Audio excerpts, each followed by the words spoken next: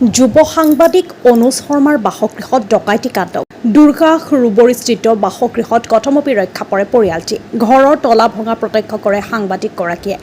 গোশালা আৰক্ষী চকীত এফআইআৰ দাখিল সাংবাদিকগৰাকীৰ পিতৃ বিনয় চন্দ্ৰ শৰ্মাৰ ঘটনাস্থলীত উপস্থিত জালুকবাৰী আৰু গোশালা আৰক্ষী তদন্ত প্ৰক্ৰিয়া অব্যাহত ৰাখিছে আৰক্ষীয়ে প্ৰায় 2 বজাত এটা ভয়ংকৰ ঘটনাৰ পৰা আমাৰ পৰিয়ালটো কথমপি ৰক্ষা পৰিলোঁ পুৱতি নিশা প্ৰায় 2 বজাত 4-5জনীয়া 6জনীয়া এটা ডকাইতৰ দলে আমাৰ ঘৰত বাউণ্ডাৰীৰ ভিতৰত প্ৰৱেশ ৱাল পাৰ হৈ প্ৰৱেশ কৰি আমাৰ ঘৰৰ দৰ্জাৰ তলা ভঙা হয় পৰিলক্ষিত হয়। এটা শব্দ পালোঁ আমি যিহেতু ৰাতি 2 বাজিছিলে আমি শুই আছিলোঁ শুই থকাৰ পিছত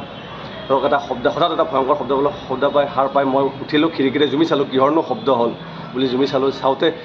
দেখিলোঁ আমাৰ বাউণ্ডাৰী ৱালৰ এজন ব্যক্তিয়ে পাৰ হ'বলৈ চেষ্টা কৰিছে বা বাহিৰফালে পাৰ হৈ যাবলৈ চেষ্টা কৰিছে ৰাস্তাৰ ফালে হোৱাৰ লগে লগে মই লগে লগে চিঞৰিলোঁ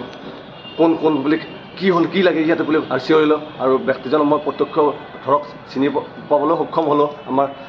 ওচৰৰে আগৰ তেনেকৈ কৰা ব্যক্তি প্ৰত্যক্ষ কৰিলোঁ তাৰপিছতে যেতিয়া মই হাল্লা কৰিলোঁ তাৰপিছত আমাৰ ঘৰৰ বাকীবোৰেও হাল্লা কৰিবলৈ ল'লে সেই চিঞৰ বাখৰত বাকী আৰু 2জন ব্যক্তি দৌৰি আমাৰ বাউণ্ডাৰী ৱাল পাৰ হৈ যোৱা আমি প্ৰত্যক্ষ কৰিলোঁ বাউণ্ডাৰী পাৰ হৈ ৰাস্তাৰ ফালে দৌৰি যোৱা পৰিলক্ষিত হ'ল তাৰপিছত যেতিয়া আমি ঘৰৰ মানুহ ওলাই আহি যেতিয়া মূল দৰ্জা আমাৰ ঘৰৰ মূল দৰ্জাখন তালা খুলিবলৈ আহিলোঁ চাবি লৈ আহিলোঁ তালা খুলিম আৰু তেনে দেখিলোঁ তলাটো নাই দৰ্জাখনৰ লক পূৰা খোলা আছে আমি দেখিলোঁ তেতিয়া গম পালোঁ যে আমি যিটো শব্দ শুনিছিলোঁ আমি হয়তো সেই শব্দটো তলা ভঙাৰ আমি শব্দ পালোঁ ওলাই আহি আমি দেখিলোঁ বাহিৰত চেণ্ডেল এযোৰ আছে দৰ্জাখনৰ কাষতে তাৰপিছত অকণমান আগত দেখিলোঁ এডাল প্ৰকাণ্ড প্ৰায় 2-2.5 ফুটৰ হ'ব দুইফালে জোঙা এডাল চেপেটা ৰড এডাল দেখিলোঁ তাৰপিছত আমি বাহিৰ ওলাই গ'লোঁ বাহিৰ ওলাই গৈ আৰু আমি চেণ্ডেল প্ৰত্যক্ষ কৰিলোঁ তাৰপিছত আৰু মানে খোজৰ প্ৰত্যক্ষ কৰিলোঁ ভিতৰত প্ৰত্যক্ষ কৰিলোঁ বাহিৰত প্ৰত্যক্ষ কৰিলোঁ যিহেতু বৰষুণ আগতে গৈছে প্ৰত্যক্ষ কৰিলোঁ এনেকৈ আমি ৰাস্তা ঘাটে পূৰা চাই পেলাই আমাৰ চিঞৰত আৰু বাকীবোৰো ওলাই আহিলে ওচৰৰ মানুহবিলাক ওচৰ আহি পেলাই বিচাৰিলে কিন্তু আমি একো দেখি নাপালোঁ কিন্তু সেই ধৰক সেই 15-20 মিনিট পিছতে আৰু এটা মানে ভয়ংকৰ ঘটনা আমি দেখিবলৈ পালোঁ আমি সন্দেহ কৰিলোঁ যে এখন গাড়ী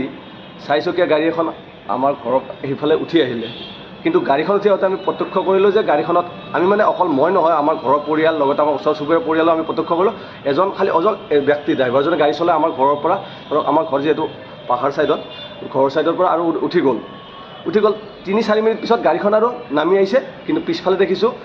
2জন আৰু ব্যক্তি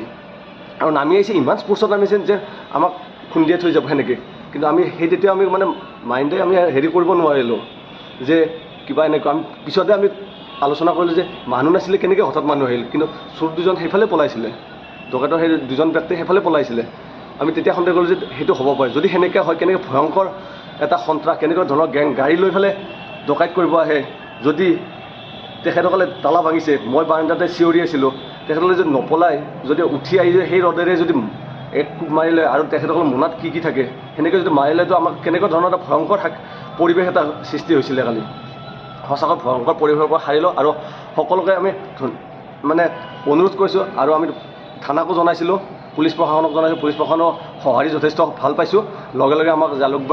জালুকবাৰীৰ পুলিচ প্ৰশাসন লগতে আমাৰ গোশালা আউটপোষ্টৰো পুলিচ লগতে আৰু বিষয়াসকল গোটেই আহি আমাৰ ঘৰত তদন্ত পৰীক্ষা কৰিছে যিযোৰ চেণ্ডেল ভিতৰত পোৱা চেণ্ডেল বাহিৰত পোৱা চেণ্ডেলযোৰ লগতে ৰডডাল তেখেতসকলে পৰীক্ষা কৰি তেখেতসকলৰ জিম্মাত লৈছে লগতে ভিডিঅ'টো কৰিছে আৰু যিজন আমি চোৰ প্ৰথমতে মানে আমি ডকাইতৰ যিজন এজন দেখি প্ৰথমতে পাৰ হোৱা বুলি ক'লোঁ আমি তেখেতক আমি চিনাক্ত কৰিব পাৰিছোঁ যিহেতু আমাৰ ষ্ট্ৰীট লাইট আছে